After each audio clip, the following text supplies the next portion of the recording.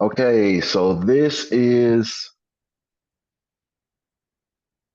our Each One Teach One Wednesday, where I am going over the first Wednesday of every month, where I'm going over step by step a functional strategy, tried and true strategy that's been done here on our farm, worked through to present on basically how to be sustainable, just as the title says. So, the three-part strategy is using donation based demonstrations, hands on workshops, and socials to basically meet our goal. And the goal I like to present or re-edify is not to make six figures. It's not to get a new Lamborghini. It's not to go buy 100 acres. We're not looking for rich. We're looking for community, right?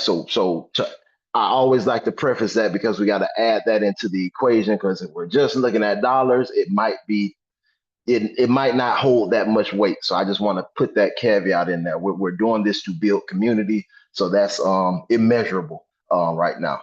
So with that being said, the topic of today is bread making. So bread making is a wonderful course. We ran this course the last time we did it was in February. We kicked off the year with this course actually. Bread making is great. It's always one of those things when I take a census. Of course, it's high on people's grocery lists as far as things that they get on a weekly basis. And it's also one of the things that they're most fearful of when it comes to the grocery store and how many chemicals are in it. So bread is just a natural, calling for. So making bread, excuse me, is a natural calling for. So this is wonderful because bread is definitely extensive as well. It's just not cut and dry.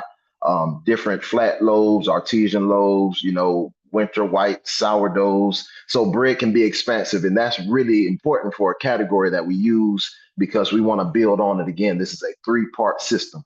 Um, so this particular, okay, I'm gonna go over the three systems for this particular module, bread making. So the donation-based demonstration. Basically, the community benefits are affordability, accessibility, and low risk vetting. That's basically, in a nutshell, some people want to visit the farm or want to visit a homestead or want to try an educational modality out, but they don't really want to risk a lot of money. They don't really want to invest a lot of money. So this is a way for them to have it accessible and affordable. And basically they can come in and kind of have a risk assessment when they get in here. And that's basically the same benefit on the other end, affordable. You don't really have a major overhead when you're doing donation-based demonstrations because you don't have to supply individual products for each person. So you're just doing it and they're watching you. Low risk vetting. I put behavior right beside there because again, people are coming in for a low amount of money, but we're getting to cast a broader net. So the lower amount of money, the more people we can put in the space, and we can get to see how people act as opposed to what they portray on social media, which could be misleading. So it's a low risk vetting factor for us as well because typically we're inviting people into our personal space. And also, I use donation-based demonstrations as a warm sale for future classes. So this is a way, again, to have accessibility for anybody to come in. But we want to really sift out the people who are serious enough to invest into the real hands-on training that's going to be calculably scheduled within that 4 to 6 week frame. Um, that's really important again because we spent a lot of our times wasting, I feel like wasting valuable energy and pouring into people who were not really interested or didn't really have that no thank you bite. They didn't get to try it out first to realize it wasn't for them. So this is a important factor. Again, that donation base, and then lastly, the opportunity to sell. So again, this is about sustainability.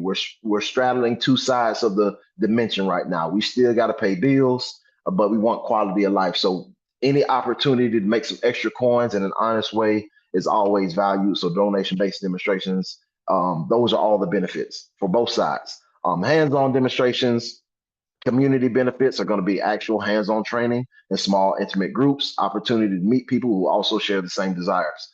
Um, just like it says, we know that quality usually comes in quantity. So smaller groups usually means more intimate learning sessions, and that doesn't change because we're adults. So smaller groups with hands-on are typically going to be the forte or the framework. I would say again, donation based, you can catch a broader net.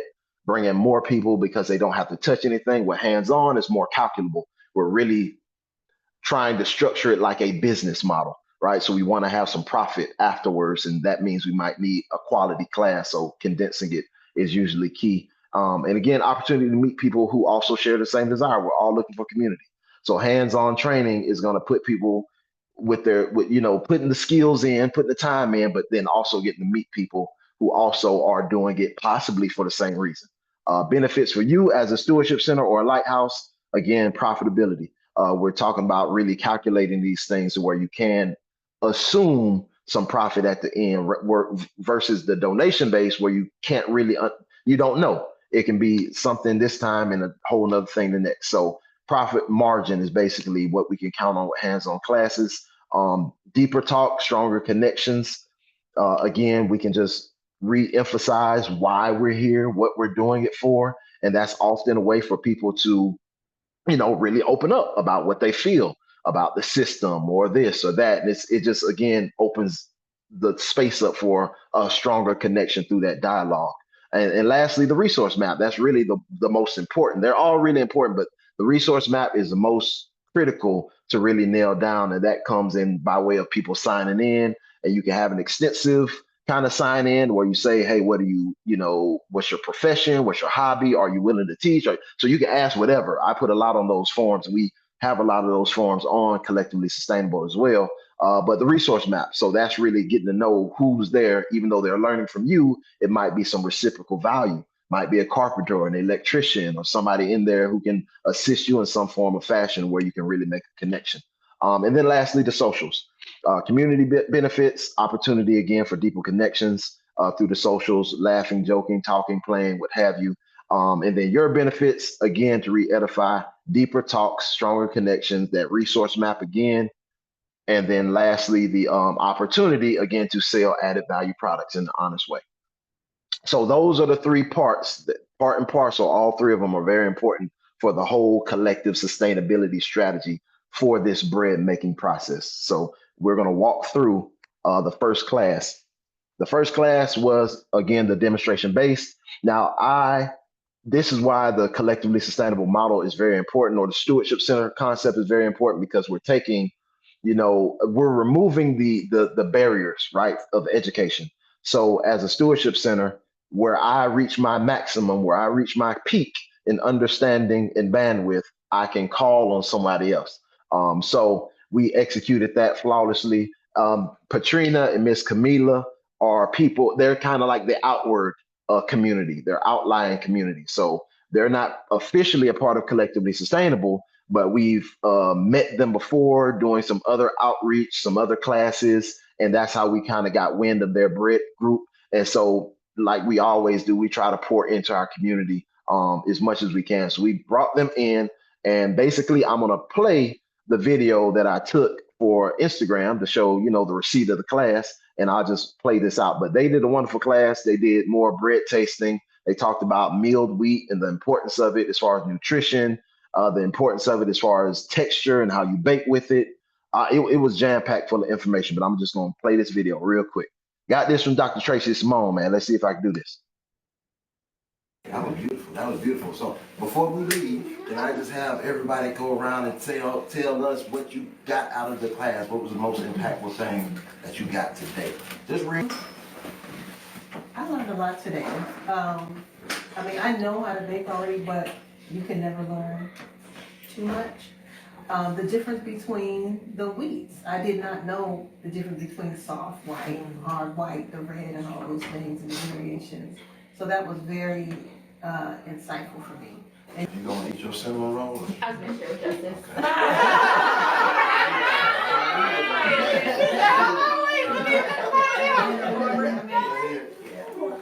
Okay.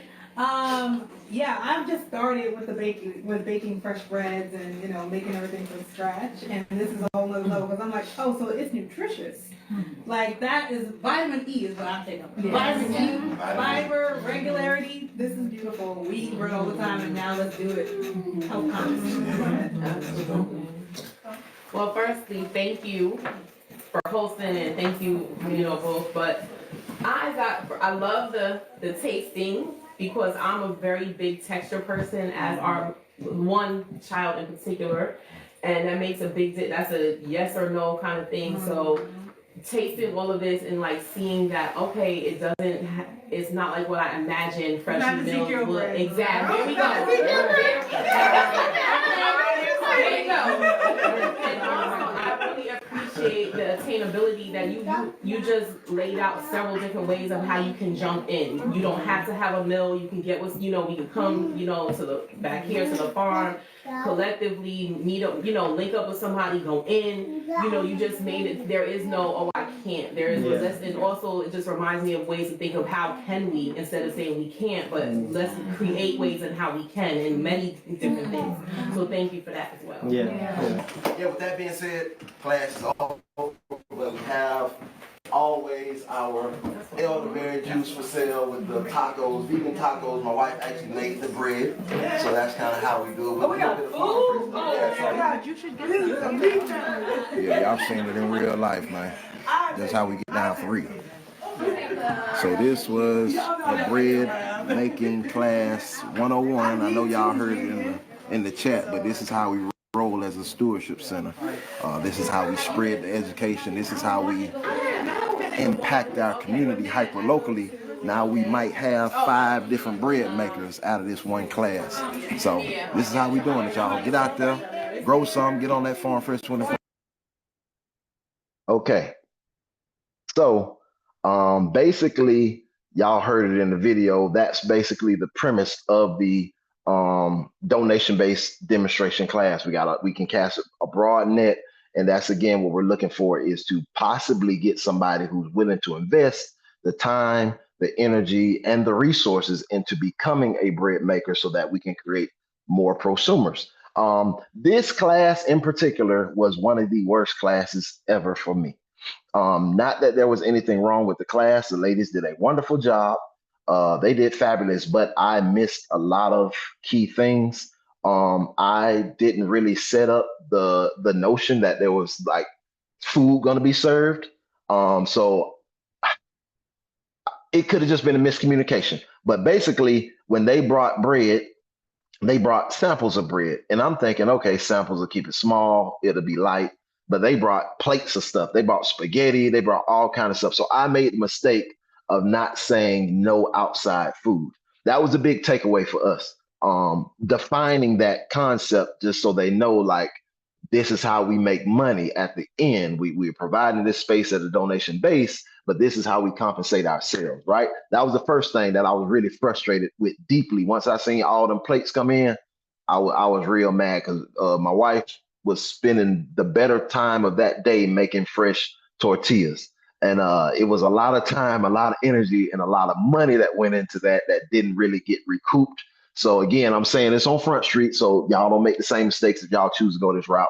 Make sure if you're doing donation based and you're planning to make money on the outside, the back end, excuse me, make sure anybody coming to present, no food, no beverages. Well, we got it. It's in house. So take that.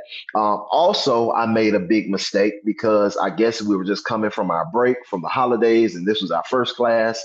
I don't know what possessed me, but I paid them. I paid them $100 for the class, and that's not protocol. Donation-based demonstrations are supposed to be just that, low overhead. So I messed up twice that month, and it really cost us big.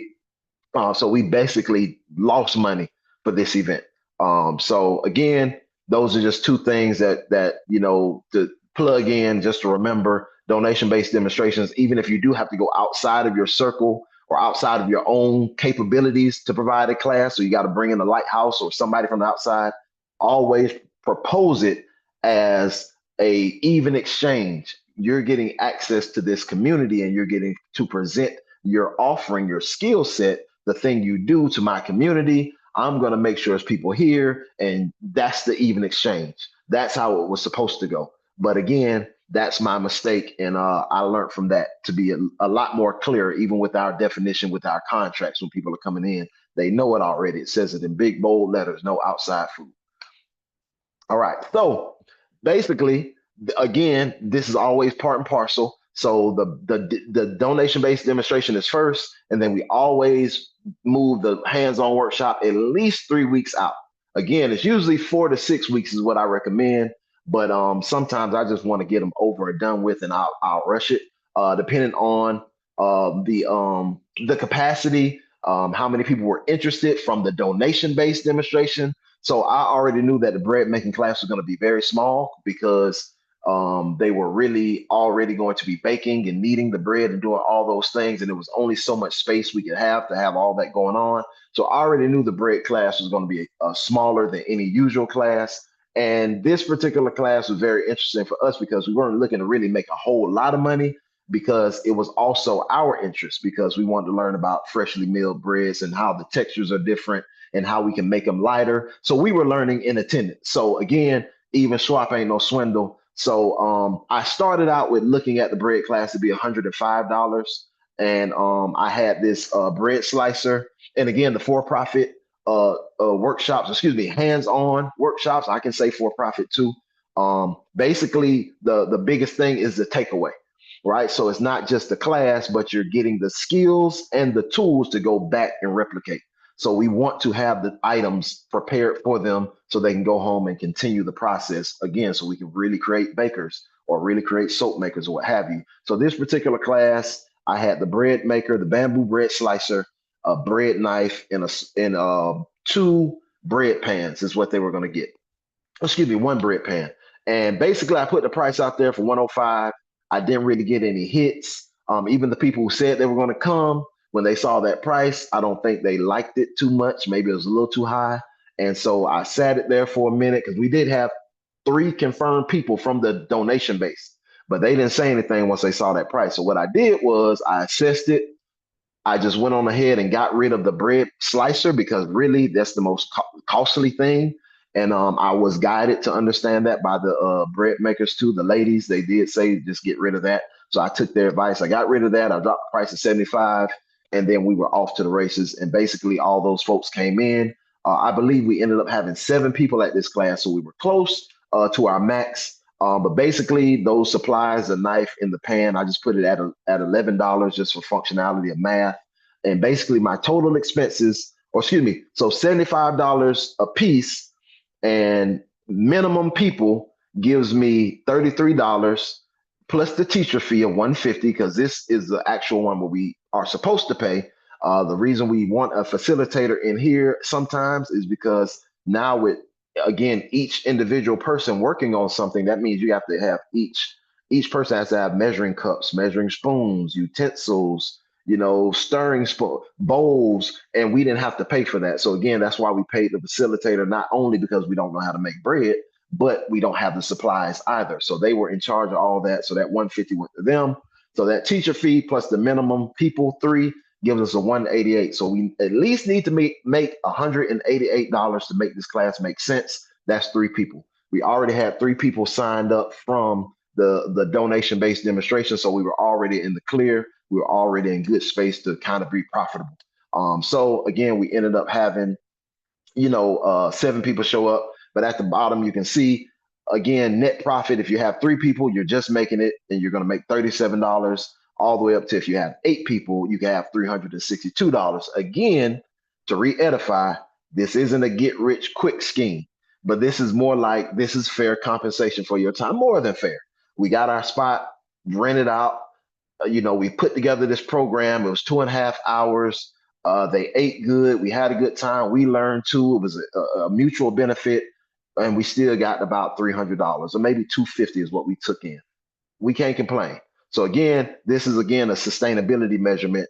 This wasn't a great proposed class, but I think as far as functionality, again, when I look at the money, it's not going to seem so great. But when I look at the outcome and I see people really take this stuff home and feed their family more nutritious breads, and they know how to make it, and they're making it with confidence enough to where one of them even put their bread on farm fresh, that's what we're looking for. So I really like to be intentional about adding that factor into as a profit measure.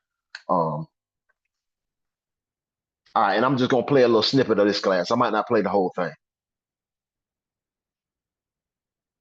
I make vegan for my son because he's allergic to eggs, right? So I use applesauce, use flax. It just really depends. Honestly, depends on what you're making, right? So like, Store-bought bread to homemade bread, it really will make the bread a lot softer. It is considered a dough conditioner or a dough softener. And so we're adding 2 tablespoons of this and empowering you, give you the confidence to go forward. You have to touch this, okay? Because freshly milled is alive, okay? It's like the closest thing you can get to the source, the better. And freshly milled is exactly that. Freshly milled sounds exciting, and then someone's like, "Can you do it for me?" No. Oh, right? No. Yeah. I want you to be empowered. I have a neighbor like yourself. Oh, you're doing it? I'll just come to your house and like, yeah. And that goes back to the community aspect. So what I think, I'm like, no, because I said, I'm telling y'all now, don't expect bread first. I'm going to make me some waffles or pancakes because I already do that. And y'all said that, and I really appreciated that from the last class. I already make that, so I'm going to start with that. Start with whatever you use. Yes. Okay, so basically, again, that was basically the recap of the class. It was a wonderful class, full of education, and everybody had a good time. We really had some intentional conversations, some deep conversations, again, and that's kind of what that framework is supposed to bring out, right? So people have more of a stronger connection. And then that leads to the last class, which was social. I think we had a social maybe a couple weeks after that. And socials again are kickbacks, game nights, campings, catered events, wellness events, crafting events, whatever tickles your spirit, man. You can make it a social. And socials are they're more like flipped upside down. The socials are more of a way for you to show who you are to the people who are in your community. So instead of you vetting people and watching at least I do, y'all. I be watching them like a hawk, man. I be watching they stride, how they walk, how they interact with folk. I be looking at everything on them two hands-on and donation-based demonstrate. I'm watching. Socials, I'm like, now y'all can see who I am. Let me put this Stevie Nicks on. Let me put this Pastor Troy on. Let me see what y'all know about. Let me get y'all into the culture of the Seals Family Farm Stewardship Center. So it's really important to put your real face out there. So socials are a way for you to show your personality. Again, music is a great way.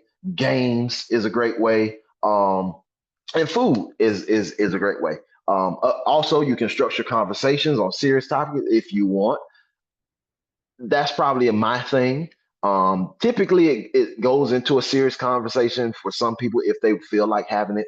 But I know that socials are meant to be emotion stress relievers. So nobody wants to come to a cookout to talk about, bugging out. I learned that through doing it. I'm like, I'd rather just have the cookout be the cookout. We just leave happy rather than ready to go pack a bag and get ready. So structure your conversations as you see fit, as look at the temperament of everybody or what's going on to judge for yourself. And again, opportunity to hire within. A lot of the socials I have people come in. Chef Sam or Sam Sodago is one of the people, and just various people. So this is another way to intentionally pour into your community. So if you don't feel like making it a potluck, which I do prefer. But if you don't feel like making a potluck and you want to really like reward your community or, however you want to frame it, it's like, yeah, we're going to cater the meal and the caterer is going to be somebody from the community. So we're still getting the food, but we're supporting one of our community members in the same breath. So, and I was long-winded with the socials all, but they're really important. They're really like the glue that holds things together. This social again was like 2 weeks after, and it was a community crafting day. And again, socials don't have to be the same every time. Community crafting day, it just happened to be us needing some beautification in the farm. We had some oak pieces cut, some scrap wood cut that we had ready to go and ready to be painted. And we just had folks come in. We had a good old time. We did some throwing axes. I definitely won on the throwing axes again. I mean, I'm not lying. I just win. So friendly competition. And then we did have a preparedness convo. It just was the natural rhythm, the natural flow. Folks just like to be prepared, and I think this is just where we at. But I didn't structure the conversation. It was authentic and it emerged naturally. So again, fielding the room, people still had a great time, and we got signs painted and decor for the farm at the same time. So that's the three frameworks, or excuse me, the three parts to the sustainability framework that we're presenting as stewardship centers, even as lighthouses, if you have the capacity to do something like this 3 times a month. But again, the donation-based demos, hands-on workshops, and socials are really dope constructs for the time and space that we're in, because they're like the most needed and sought out skills, products, services. So we can really use education to fund our sustainability and then literally empower our community all in one swoop. So this is really important, and I hope I presented it well enough to digest. And I'm gonna switch screens, and I hope it'll still record. I think it'll still be recording. Yeah, let me make myself host, and I'm gonna open the floor up for any questions, comments, or concerns, because I see it's only 30 minutes in, so we got good time. Anybody got anything?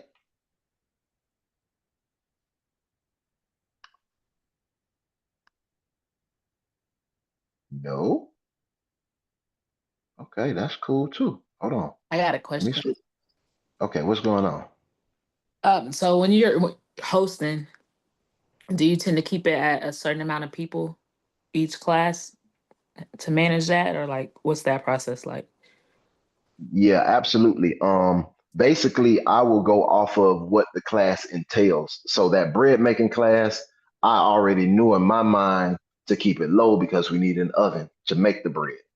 It takes time to put it in the oven, so it's only so much you can do in one space. So with classes like this, um, and then your space can tell you what, like you might have a different setup, you can might maybe fit more people, but I just take account for our setup. So our donation based things that are inside, like bread making, I know we can only fit about 15 people, like that's maybe 12 comfortably, 12 adults comfortably.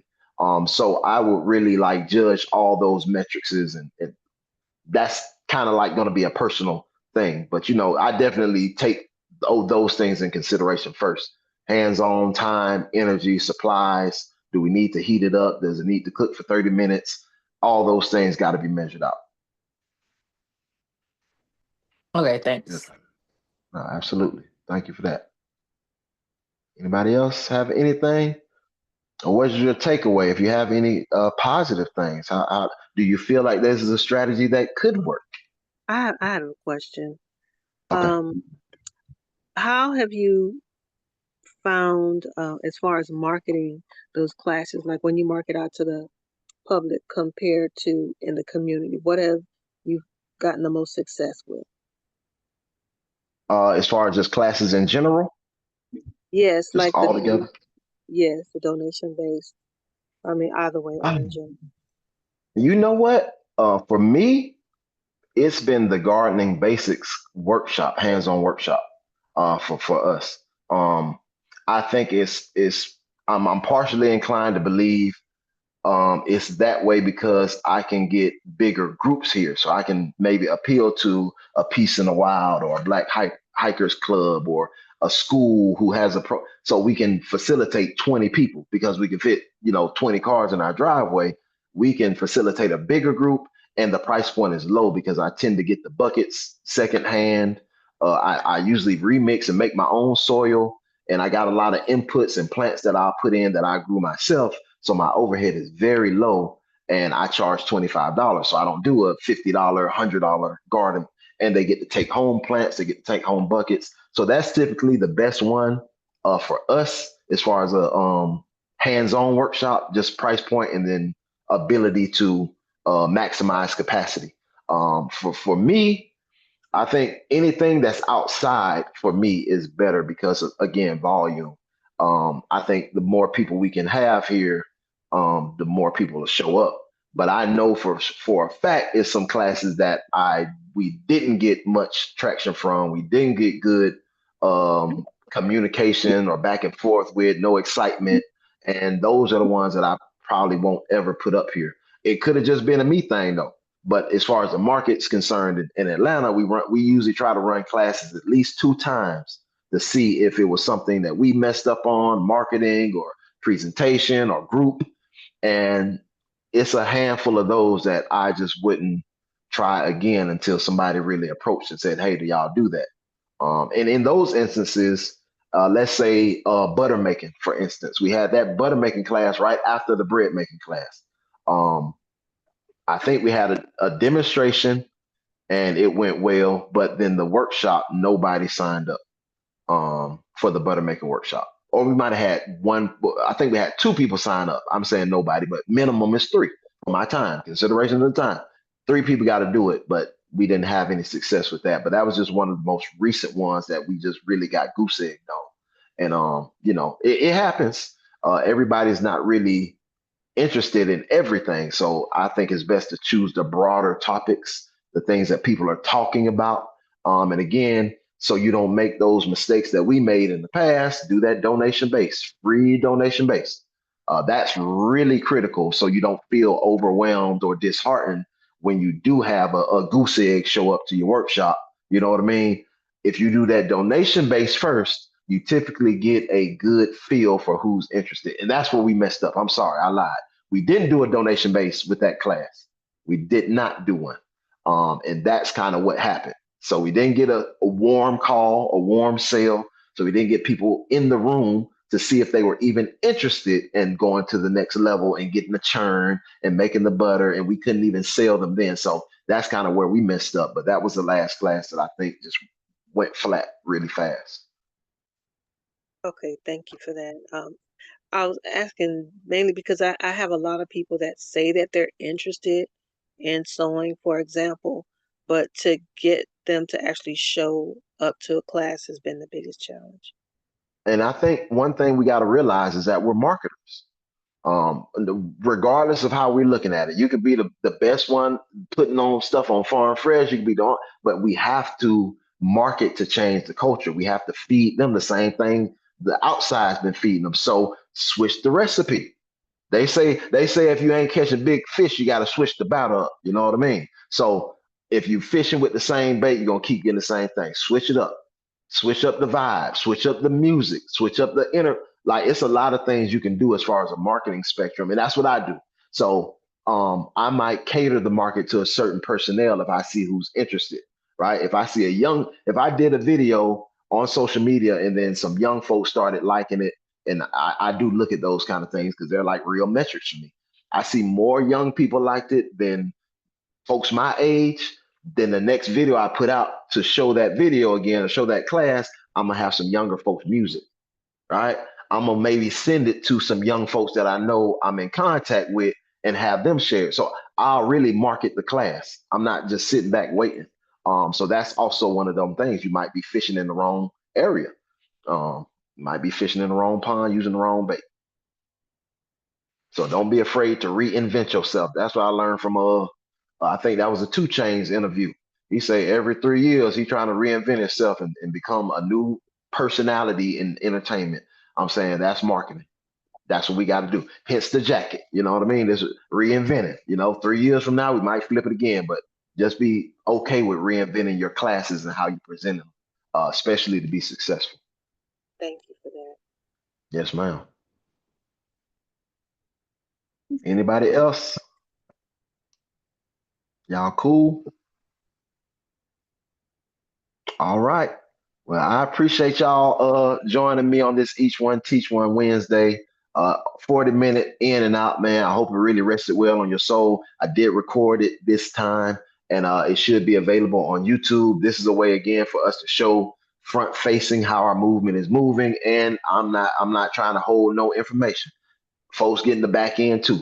Because if somebody takes this off YouTube and then applies it and it works, we still win. The goal is really to create more prosumers so we can have more people to rely on when we need to feed our families. Yep, I appreciate y'all, man. I catch y'all next time. Thank you. That was a great presentation. Thank you. All right, y'all. Thank you. Thank you. Yeah, appreciate it, bro.